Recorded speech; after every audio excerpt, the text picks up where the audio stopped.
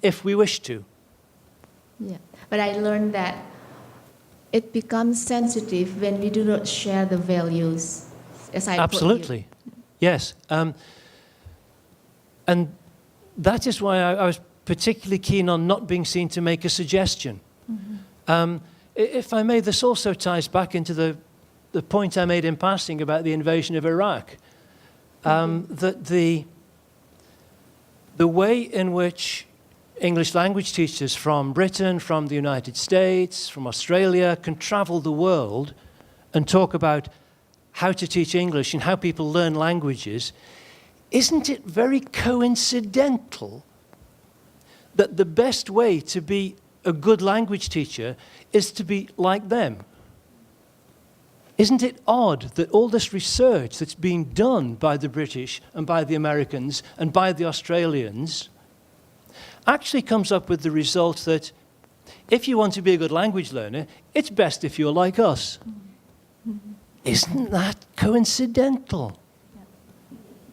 Isn't it a bit... Oh, sorry, yeah, okay. Thank you. Yeah, it's probably quite made my interesting. point. Yeah. Yes. I learned a lot from the term non-judgmental discourse. Thank you very much. Thank you. Thank you. Time for one quick question, if anybody's got one. Nothing political, please. Anybody? Yes. Oh, can you hear?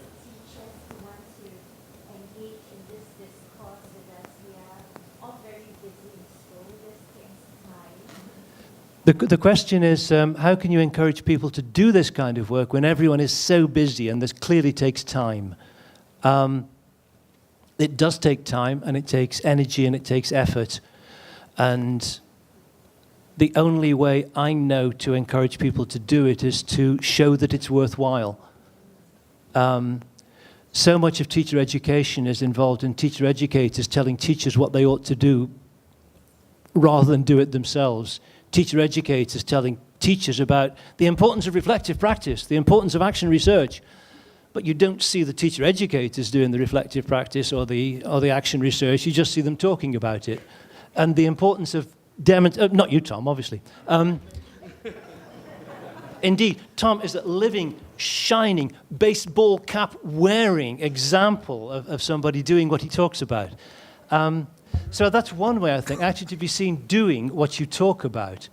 The only other line I'd have to offer is that one teacher, a Pakistani woman, in fact, when this question was asked, said, if we spent 1/2 of the time that we spend in the classroom moaning and complaining, doing this instead, then we might be a little better off.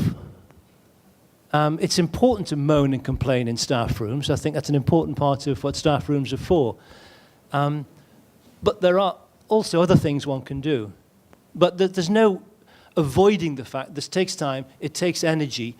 You have to decide for yourself if it's worth getting together with a colleague and trying it and seeing whether you think it's worth the effort. It might not be.